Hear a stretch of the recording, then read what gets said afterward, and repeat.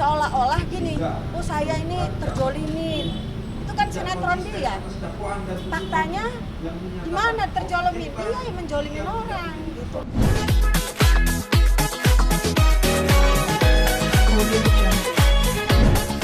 Terkait materi gugatan dan lain-lainnya. Awalnya kita menggugat ini awalnya bermuara dari Tamara sendiri.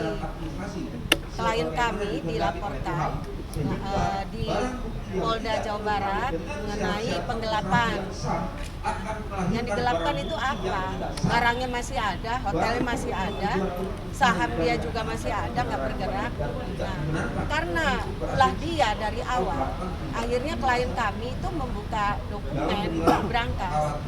Barulah teringat ada perjanjian kesepakatan bersama, pernyataan daripada Tamara dan klien kami mengatakan bahwa pengobatan ayahnya itu biayanya dibagi dua, dan itu sudah lama dari 2001 sampai sekarang belum pernah ada pembayaran.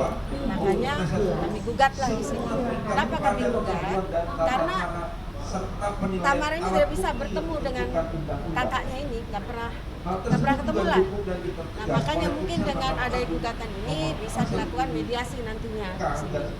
Nah, saat ini klien kami tidak bisa hadir karena beliau ada di California, sakit.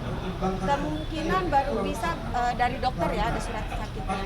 Karena patah kaki, kemungkinan baru bisa datang itu sekitar akhir Maret atau awal April.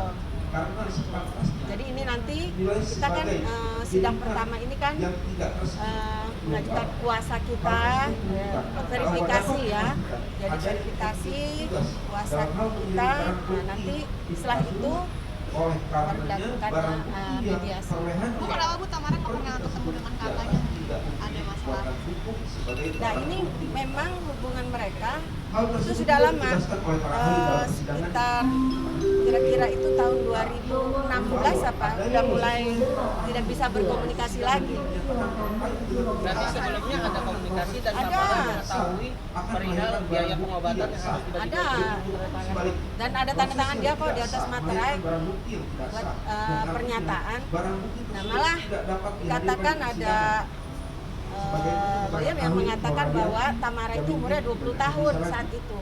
Coba hitung aja deh kalian, tahun 1974 dikurangi 2001 berapa umurnya? 27 tahun. Dia sudah menikah dan punya anak umur 2 tahun saat itu, 2 tahun lebih. Dia udah dewasa. Jadi kalau ada kata-kata paksaan itu bohong sekali gitu loh. Itu alibi aja untuk menghindari pembayaran rumah sakit orang tuanya. Itu aja. Oke, tapi Tamara sendiri tidak mengaku atau tidak mengetahui dia memiliki kakak itu atau saudara itu bagaimana dari pihak Rick sendiri tanggapannya? Karena masalah dia bilang bukan kakaknya. Yang penting kan yang jelas Pak Rick ini anak daripada Pak Blesinski. Ya itu aja. Nah, saya tanya kalau Tamara bilang dia bukan saudara, tanya dia bapaknya siapa. Kalau bapaknya sama berarti saudara kan? Kalau dia nggak ngakuin ya itu hak dia, berarti dia bohong dong. Mengenai pernyataan Tamara yang menyebutkan bahwa ada harta-harta atau warisan-warisan yang dikuasai oleh pihak lain, itu bagaimana Bu? Mungkin bisa dijelaskan secara gamblang dari Rick sendiri seperti apa sih mengenai warisan itu? Sudah dibuka di Polda Jawa Barat. Ya, sudah lidik ya, sudah semua dokumen dikasihkan di sana. Jadi kalau dibilang masih ada penggelapan, tanya aja di Polda sana, benar apa enggak? Tanya nanti penyidiknya, benar nggak? Kenapa perkara ini kok udah lama 2 tahun diam aja, stuck? Ya kan? 34 miliar emang sebelumnya pas pengobatan ada hitam di atas putih? Ada hitam di atas putih. Nggak mungkin lah kita menggugat begini kalau tidak ada hitam di atas putih. Konyol banget sebagai pengacara, ya kan? Sebenarnya mengenai, sorry kita bicara sedikit flashback ke belakang mengenai harta warisan ini, karena kan kita tidak mengetahui yang ada di Jawa Barat ya. Itu seperti apa sih untuk update-nya sendiri gitu ya, untuk harta warisan ini sendiri pembagiannya seperti apa? Harta warisan masih ada itu. Hotelnya masih ada, belum laku dijual. Masih ada. Jadi yang mana? gitu loh. Kalau dia bilang harta warisan digelapkan oleh klien kami, gelapkannya tunjukkan dong gelapnya yang mana. Tapi yang dia sebut tantenya tidak mendapatkan bagian warisan itu Nah, ya, makanya ditanya kenapa dia berbicara atas nama tantenya, kok bukan tantenya yang bicara. Dia ini apa pengacara tantenya? Ya dia bicara untuk diri dia sendiri dong, jangan bawa-bawa orang lain gitu loh. Diri dia sendiri, ini seolah-olah dia kayak pahlawan, seolah-olah tantenya teraniaya. Itu semua berkas-berkas ada gitu loh. Jadi Tamara ini sengaja seolah-olah gini, oh saya ini terjolimin. Itu kan sinetron dia. Faktanya gimana terjolimin? Dia yang menjolimin orang gitu loh. Yang kalau boleh tahu kasus yang di Polres Bandung tersebut apakah benar sudah damai dan keputusannya katanya hotelnya akan dibagi Mana? Bukan Polres, Polda Jabar. Belum ada perdamaian, gimana perdamaiannya? Enggak ada. Memang saat itu waktu ininya diarahkan oleh kan ada namanya mediasi di sana, restorasi justice. Nah saat itu memang untuk menjual bersama-sama. Tetapi Tamara ini tidak pernah mengakui kakaknya ini.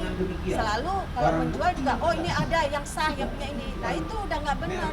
Sedangkan yang kakaknya ini, dia pemegang saham terbesar. Tamara tanya, sudah pernah setor nggak saham? Udah itu aja tanya.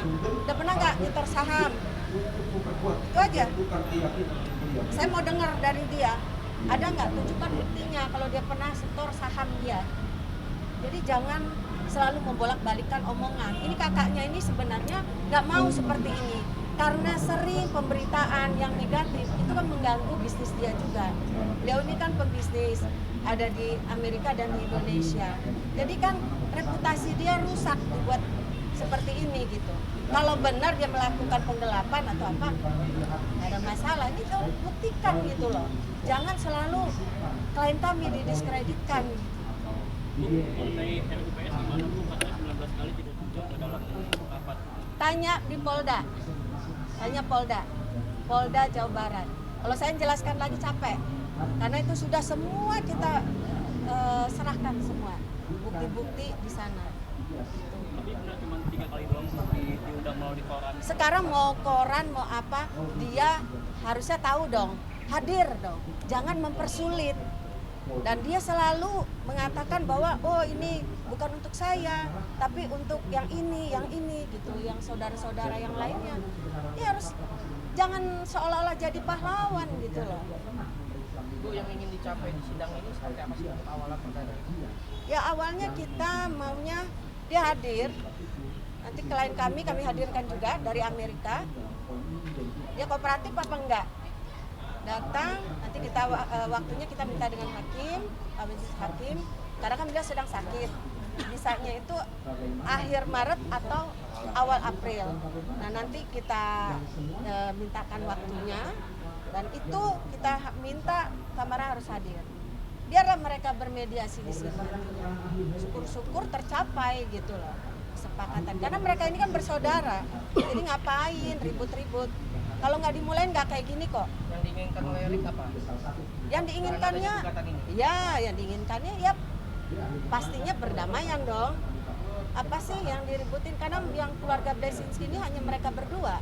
Yang lainnya sudah, iya yang lainnya udah meninggal. Berarti Erik juga memegang surat wasiat mengenai warisan. Bisa disebutkan seperti itu dengan bahwa Tamara menuding dia menggelapkan gitu. Ya. Semua ada. Ya. Gak mungkin lah klien kami ngarang-ngarang cerita. Terus saat orang tua Tamara sakit, Tamara nggak ngurus atau seperti apa sih dari keterangan dari sendiri? Waktu ayahnya sakit, Tamara datang ke sana, ke California. Dan anaknya juga hadir juga, waktu itu masih kecil ya, masih 2 tahun kalau nggak salah. Tapi ikut mengurus sepenuhnya nggak sih? Ya memang yang mengurus keseluruhannya Pak Rick ini, klien kami. Dia yang take care semua. Jadi kalau ada kata-kata kenapa kok cuman Tamara yang umur 20 tahun untuk bertanggung jawab sedangkan ada saudara-saudara yang lainnya. Perlu kalian tahuin bahwa saudara-saudara yang lainnya itu tidak mampu. Nah sedangkan Pak satu orang udah meninggal, yang Peter saat itu, tinggal dua ini itu disupport, yang Ibu Teresa itu disupport oleh Pak Rik tiap bulannya, nggak mungkin dong dia membebanin. Nah saat itu yang sukses ini kan dua anak ini, Pak Rik dan Tamara. Coba kalian browsing, 2001 Tamara itu adalah artis termahal. Ya, dia sinetron aja itu 1 miliar dia dibayar. Kecil kok bayar-bayar begini, uang rumah sakit ayahnya. Cuman separohnya, nggak ada apa-apanya.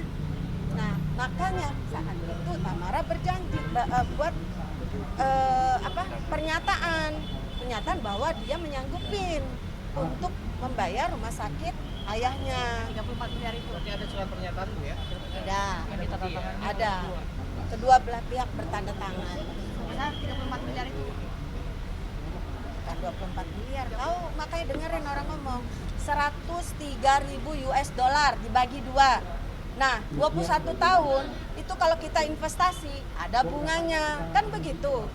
Kita bicara investasi kan gitu. Nah, bunga sekian-sekian, wajar lah. Itu kan boleh aja kita ngajukan. Mau seberapapun 1 triliun juga boleh-boleh aja. Ya terserah hakimnya nerima apa tidak kan gitu. Oke Bu, makasih. Oke ya. Nanti 1,2 ya. Ya, kasih. Kita berharapnya ini ada solusi perdamaian ya. Karena apapun namanya bersaudara, masa kita sebagai lawyer mau fight kan enggak. Berharapnya seperti itu. Mudah-mudahan dari pihak klien kami juga, dari pihak tergugat ada win-win solution lah gitu. Kita berharapnya seperti itu. Bu Susati kan sempat beberapa waktu lalu dari Tamara sendiri sempat menyinggung Mas Riz perihal penjualan hotel yang dibilang katanya nggak terlalu ikut campur walaupun dia udah kaya kakaknya. Itu seperti apa sih Bu? Sekarang hotelnya udah dijual apa belum? Pertanyaan saya. Jadi keterangan dari lawyer itu Hotelnya kan belum dijual. Hotelnya belum dijual. Awas. Ya. Maaf. Di sana aja. Ibu yang tadi Bu, tanah jalan Ibu.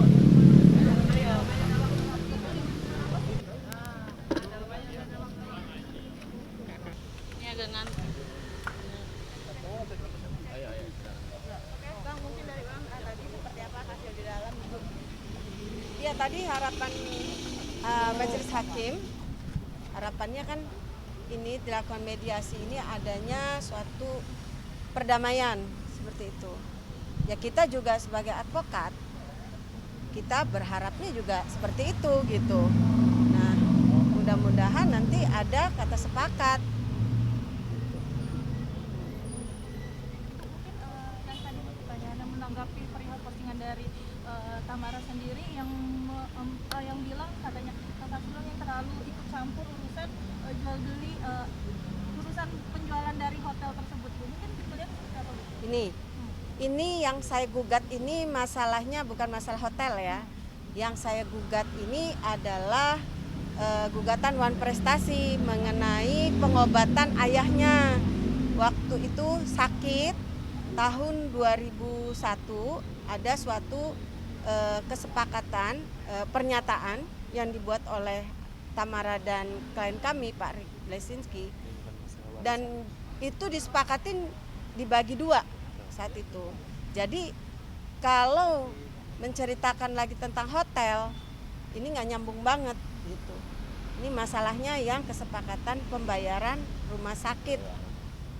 Ibu, tadi pihak Tamara menjelaskan bahwa ketika itu belum 40 hari meninggal sang ayah dan ada indikasi tekanan, di bawah tekanan. Dia kan sudah dewasa. Kalau dibilang tekanan, umur dia berapa saat itu? Bukan umur 18 tahun kan? Bukan umur 17 tahun. Nah, umur dia ada 27 tahun, apalagi kalau dibilang tekanan, ya bohong banget. Nggak ada orang ditekan mau tanda tangan. Kalau merasa ditekan jangan tanda tangan dong saat itu. Tapi kan perjanjian itu bukan pernyataan kata pihak Tamara. Itu bagaimana? Gimana itu pernyataan ada kedua belah pihak sepakat dalam membayar rumah sakit ayahnya. Saat itu sedang sakit, dia dirawat di California. Gitu. Oke, tadi penjelasan Ibu bahwa ada almarhumah Bukan. salah satu keluarganya lah ya, dia kan punya bersaudara. Ya. Tapi kenapa malah Tamara yang di-push gitu? Sedangkan tadi kata pihak Ibu bahwa ada keluarga yang tidak mampu kan? Ya. Tapi katanya pihak Tamara itu mampu semua untuk membantu membayar. Bagaimana yang mampu? Sedangkan Pak Rik itu yang mensupport adiknya yang ibu apa? Adiknya yang siapa namanya? Saya lupa. Bukan. Teresa. Ya, dia yang support. Rumahnya dia yang belikan di Pondok Indah. Mobilnya BMW Pak Rik yang membelikan. Jadi bagaimana dia membebanin adiknya yang nggak mampu? Makanya kenapa saya katakan begitu? Yang tanda tangan berdua yang menanggung pengobatan ayahnya. Karena yang mampu ini 2 orang ini saat itu. Ya kamu bisa browsing lah. Saat itu Tamara adalah artis termahal saat itu. Ya wajar lah mereka bersepakat. Jadi kalau sekarang ngomongnya dibalik-balik ya mungkin sekarang kan kondisinya berbeda dari yang dulu. Kita ini bicara yang dulu gitu 2001. Sekarang ini kan karena kejadian yang 2001 tidak dilaksanakan gitu loh. Terkait apa namanya tuntutan yang di atas 1.000 US dollar itu apakah ada tuntutan lain Bu? Maksudnya? Itu kan secara material apakah ada Ada imaterialnya. Materialnya 2 juta US kita tuntutnya. Bu, sebenarnya Pak Rik sendiri pernah mengundang Mbak Tamara nggak sih terkait dengan UPS? Karena selama ini katanya Tamara tidak pernah diundang untuk menghadiri UPS. Pak, saya katakan ya masalah RUPS itu kan soal hotel. Itu sudah laporannya di Polda Jawa Barat. Jadi terlepas dari masalah ini beda. Ini One Prestasi. Masalah rumah sakit. Hal yang berbeda ya. Ya, betul. Ya. Ya, tapi kan ini pemicu awalnya kan adanya gugatan. Ya, Itu, Ibu, gitu. ada pemicu awalnya dari dia yang melaporkan. Nah, makanya laporannya sudah di Polda. Kita udah jelaskan di sana semuanya. Dan itu udah dibuka semuanya. Jadi tidak ada masalah lagi gitu. Terima kasih.